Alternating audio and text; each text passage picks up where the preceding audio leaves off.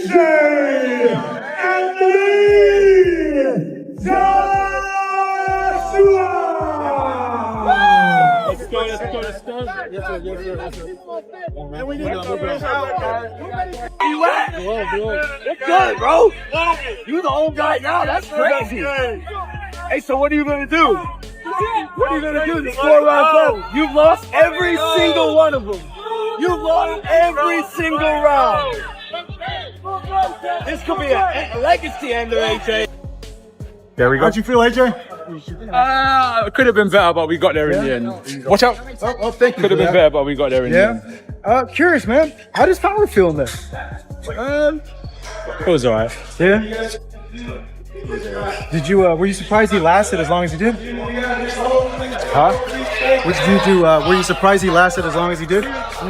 Kinda. So, No. what did you think? Good fight. Yeah. Good fight. Listen, respect to Jake. You know, he was a tough guy in there. Obviously, he moved a lot and made it difficult for AJ.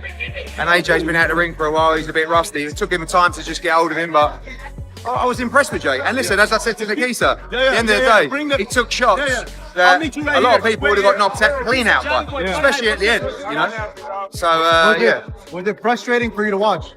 I mean, maybe, like, obviously, when someone's moving like that, like, it's going to take you a while to get hold of them, and when they're rugby tackling you, but he had to do what he had to do to survive. The Jake Paul versus Anthony Joshua matchup felt like a direct collision between traditional boxing reality and today's spectacle-driven era. Not subtle, not staged. It happened right in the center of the ring, where reputation offers no protection. From the very first bell, the tension went beyond punches. It was a clash of generations. I'm just so proud of him. That was incredible. In my view, that was a victory on all fronts. Right. Like, minus the actual victory, obviously, of course, but bro, like, no one expected him to last 6 rounds with AJ. In my opinion, he won 4 of them. People will argue that he at least won 3. No one expected him to last that long. Rolled his ankle, broke his jaw, still fighting, man.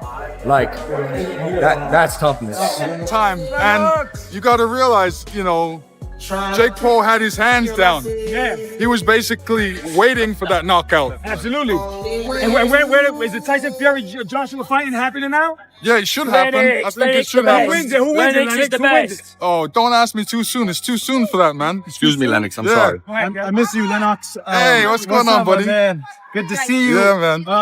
Just let me know your thoughts on Jake going 6 rounds with AJ.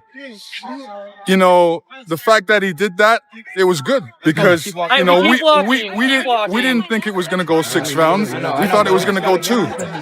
So the fact that he made 6 rounds is an accomplishment for Jake Paul. 2 identities, 2 mindsets sharing the same canvas. Jake carried his usual self-belief, relaxed shoulders, sharp focus, moving like a man convinced the outcome was already written. Joshua, meanwhile, looked like someone who's been here before, someone who understands how loud silence becomes when the stakes are real. In the U.S., you got the finish that you desired, but can you kind of talk about the frustration in dealing with Jake's movement? Is that what you expected out of him in this fight? And were the things that you think about that was like, I could have done something a little bit better to end this night early? So there was 2 things that could happen in the fight. Jake would have either come full steam ahead 100 miles an hour, or Jake would have moved around the ring 100 miles an hour. There's 2 things I would have done.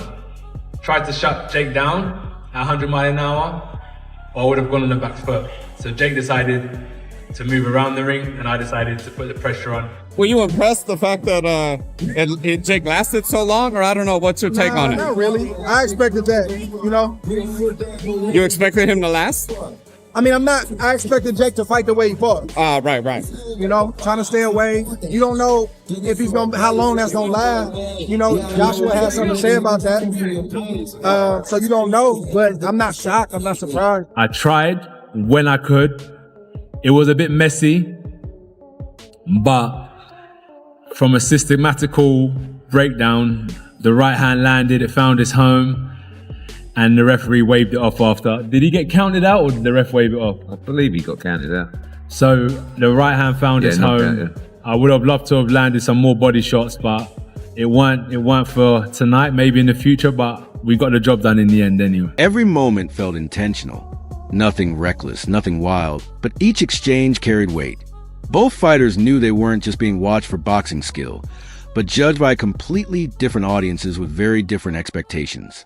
The crowd hovered between excitement and disbelief, reacting as if this bout represented something bigger than just rounds and scores. To follow up on Jake, he said he broke his jaw in the aftermath. Has he gone to hospital? What's the health update on Jake? Yeah, we think he broke his jaw. He's fine. We met with Netflix afterwards. He took a shower. He drove himself to the hospital. A broken jaw is very common in sports, particularly in boxing or MMA. And I think the recovery time from the doctors and surgeons we've already talked to is 4 to 6 weeks. Fighting's not just physical, it's psychological. And when you understand the psychological warfare, I did say to you is that, Jake, what's going to happen? I'm going to see a time when I'm going to take your soul and you're either going to give up or you're going to get knocked out. And unless you have that instinct, you just will never be a good fighter. So I wish that I could have knocked him out at the start. But as we saw tonight, Jake has spirit. He has some heart. He tried his best. You could see Joshua calculating space, choosing restraint over urgency, trusting experience. Jake leaned into timing and belief, trying to prove confidence and preparation could rewrite the narrative. It wasn't chaos. It wasn't a sideshow. It was measured intensity. Ambition brushing up against experience. Momentum shifting without fully breaking either way. And that uncertainty is what made it gripping. Nobody knew which philosophy would survive once the lights peaked, the ring tightened, and mistakes carried real consequences.